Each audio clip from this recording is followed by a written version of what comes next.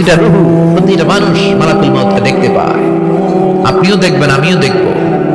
মুমিনদের কাছে এসে মালাকুল মউত একজন যুবকের বেশে সাদা ধবধবে জুব্বা পরে সুগন্ধি মেখে মুমূর্ষু ব্যক্তির শিয়রে বসে বলে, ইয়া আইয়াতুহান নাফসুল মুতমাইন্নাহ, হে প্রশান্ত আত্মা, উখরুজি ইলা মাগফিরাতিল্লাহি ওয়া রিদওয়ানি, আল্লাহর ক্ষমা আর দয়ার দিকে বের হয়ে আসো। বলা মাত্রই মুমিনের আত্মাটা স্মুথলি বের হয়ে আসে। কাফান মিন আকফানিল জান্নাহ, হানুত মিন হানুতিল জান্নাহ, জান্নাত থেকে আনা সুগন্ধি কাফনের মধ্যে পেঁচিয়ে তিনি রূহটাকে নিয়ে ইল্লিনে চলে যায়। সরাসরি দেখে মালাকুল মউতকে। আর যারা ইসলাম বিরোধী, কোরআন বিরোধী, তাদের সামনে এসে মালাকুল মউত ত্রাস সৃষ্টি করে। আগে ধমক। হাইওয়েতে মাঝে মাঝে ডাকাতি হয় না?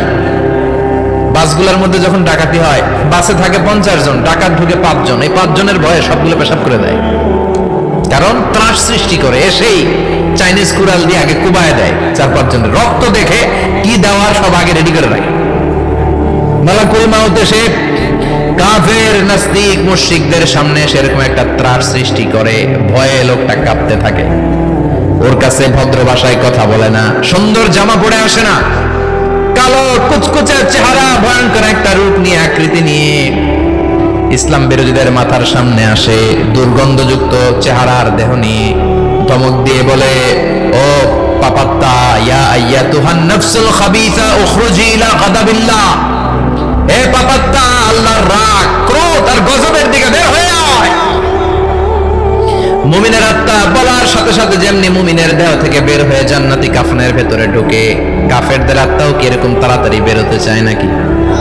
কাফেরদের আত্মা বেরোতে চায় না। ডানে দৌড়, বায়ে দৌড়, সামনে দৌড়, পেছনে দৌড়, আহা, দৌড়াদৌড়ি করে।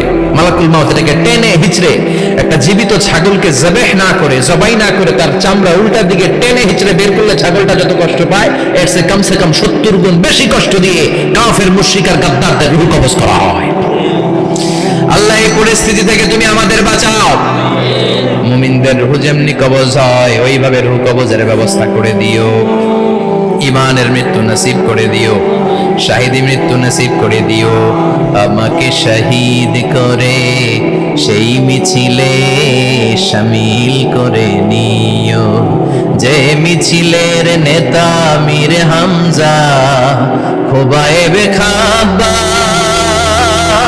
আল্লাহর কাছে ছিল অতি প্রিয়, শামিল করে নিও।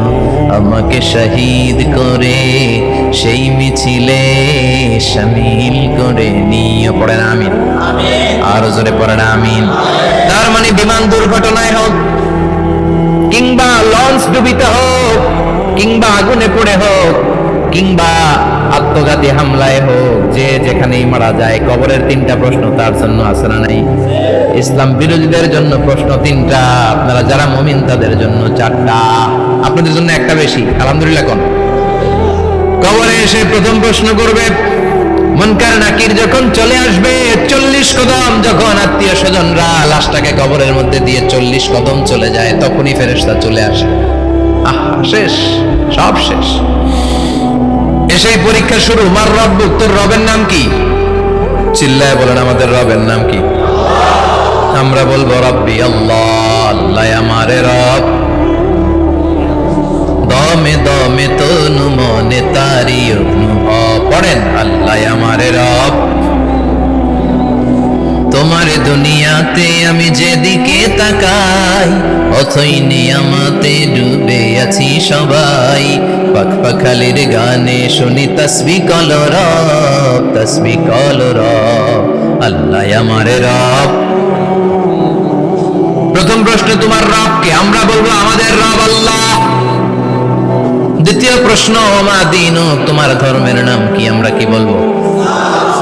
তৃতীয় প্রশ্ন, বিশ্বনবীর চেহারা দেখিয়ে বলা হবে, আতারিফু হাদার রাজুল, এই লোকটারে চিনো নাকি? আমরা বলবো চিনি, আমাদের প্রাণের নবী, ঠিক কি না? চাঁদের চেয়ে সুন্দর তুমি নবী আমার কামলিওয়ালা, দু জাহানের বাদশা তুমি প্যারা নবী সাল্লে আলা, চাঁদের চেয়ে সুন্দর তুমি নবী আমার কামলিওয়ালা, ঠিক কি না? তিনটা প্রশ্নের যথাযথ উত্তর যখন দিয়ে দিলেন, আপনার জন্য অতিরিক্ত আরেকটা প্রশ্ন করা হবে, ওয়ামা ইলমুক, তোমার নলেজ কি? তিনটা প্রশ্নের উত্তর যে তুমি করতে পারলা, কিভাবে পারলা, কেমনে জানলা? নকল করে বলছো নাকি জেনে বুঝে আসছো? নকল হয় না? এখন তো পরীক্ষা চলতেছে বোধহয়। কি পরীক্ষা? এসএসসি পরীক্ষা। নকল হয়? কৃষ্ণপুরে নকল নাই না? এখন মনে হয় এগুলো একটু কমছে। একটা সময় ছিল অনেক নকল হইতো। পাঞ্জাবের ভিতরে নকল, পকেটে নকল, টুপির ভিতরে নকল, মৌজার ভিতরেও নকল। এমনকি মেয়েরাও নকল করে পরীক্ষার হলে আসে না নাই? স্কেলের মধ্যে লিখে নিয়ে যায়, হাতের মধ্যে লিখে নিয়ে যায়, ওড়নায় লিখে নিয়ে যায়, কাপড়ে লিখে নিয়ে যায়, আসে না নাই? ফেরেশতারা বলবে নকল করছো নাকি? কেমনে জানলা? তিনটা প্রশ্নের উত্তর তুমি কেমনে বললা? আল্লাহ তোমার রব, ইসলাম তোমার ধর্ম, এই লোকটা বিশ্বনবী, কেমনে চিনলা? আপনাকে তখন বলতে হবে আমি কোরআন থেকে শিখেছি, আমি হাদিস থেকে শিখেছি, আমি ইসলাম জেনে বুঝে মেনেছি, আমি আন্দাজে কোথাও ঘুরি নাই। চিল্লা এখন ঠিক কিনা? আপনাকে বলতে হবে, এজন্য শিখতে হবে, প্রতিনিয়ত ইসলাম সম্পর্কে জানতে হবে, আখের গোছাতে হবে, জীবনটাকে আলোকিত করতে হবে। চিল্লায় বলেন ঠিক কিনা? চারটা প্রশ্নই যখন হয়ে গেল, ফেরেশতারা বলবে আহলান ওয়া সাহলান ওয়া মারহাবান বিক, খোশামদেদ, কংগ্রাচুলেশন, খোশামদেদ, কংগ্রাচুলেশন, সব প্রশ্নের উত্তর তুমি পেরেছো। ফায়ুফসাহু লাহু কবরুহু ৭০ যিরান, আপনার কবরটারে ৭০ হাত লম্বা করে দেয়া হবে। ওয়া ইফতাহু লাহু বাবুন ইলাল জান্নাহ, আপনার কবর থেকে জান্নাতের দিকে দরজা খুলে দেয়া হবে। ওয়া ইলবাসু মিন লিবাসি আহলিল জান্নাহ, জান্নাতের দুইটা রেশমি কাপড়ের পোশাক এনে আপনারে পরিয়ে দেয়া হবে। আর বলা হবে নাম কানাও মিলা আরুস, ঘুমাও, sleep, you should get some sleep now, তোমাকে লম্বা সময় পাড়ি দিতে হবে, ঘুমাও। কানাও মিলা আরুস, যেমনি বর বাসর রাতে আরামসে ঘুম দেয়, বাসর রাতে যেমনি বর কনেকে নিয়ে মধুর ঘুম দেয়, তুমিও ঘুমাও, কেউ তোমার ঘুম ভাঙবে না। মালাক ইসরাফিলের, কিয়ামতের জন্য ইসরাফিলের সিংহায় যে ফুৎকার আছে, ওই ফুৎকার ছাড়া কোনো কিছুই তোমার ঘুম ভাঙাতে পারবে না। আলহামদুলিল্লাহ পড়েন। আল্লাহ আমরাও যেন চারটা প্রশ্নের উত্তর দিয়ে লম্বা একটা ঘুম দিতে পারি, পড়ে না আমিন। ওয়াম্মাল কাফির ওয়া আহলুশ শিমাল, আর ইসলাম বিরোধী যারা, তাদের সামনে আসবে মালাকান আসওয়াদান আজরাকান, কৃষ্ণ বর্ণের দেহ, নীলাভ বর্ণের দুটো চোখ, গায়ের রং কালো, চোখের রং নীল, দেখতে কেমন লাগে? আলিফ লাইলার ভূতের মতো, কথা কন। গায়ের রং কালো, চোখের রং নীল। ফেরেশতা দুইটা আসবে, এসে ত্রাস সৃষ্টি করবে, এসে বলবে বল তোর রবের নাম কি? মার রব্বুক। ইসলাম বিরোধী মুশরিক, কাফের, নাস্তিক এরা বলবে আমি জানি না আমার রবকে,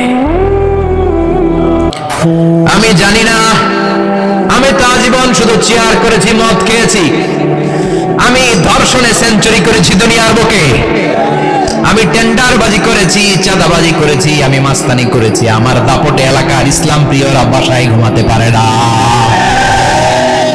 আমি ছিলাম টেন্ডারবাজ, আমি ছিলাম গডফাদার, সন্ত্রাসীদের লিডার, আমি ছিলাম ডন 1 2 3 সব, আমি ছিলাম ডনের ডন, আমি ছিলাম মাস্তান, রংবাজ, রব টপ কি আমি তো জানি না। লাদ্রি লাদ্রি, আমার জিজ্ঞেস করো না।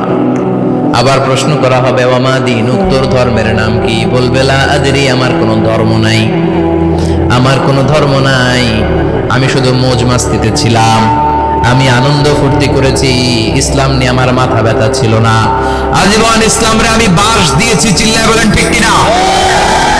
ইসলাম বিরোধীদের সাথে ছিল আমার চলাফেরা, আমার সব সাঙ্গ পাঙ্গ ছিল গুন্ডা বদমাশ, ইসলাম বিরোধী। রব কি, ইসলাম কি, এগুলো আমি জানি না। আমার এগুলো জিজ্ঞেস করো কেন? ধর্ম কি আমি জানি না, আমি কিচ্ছু মনে করতে পারছি না।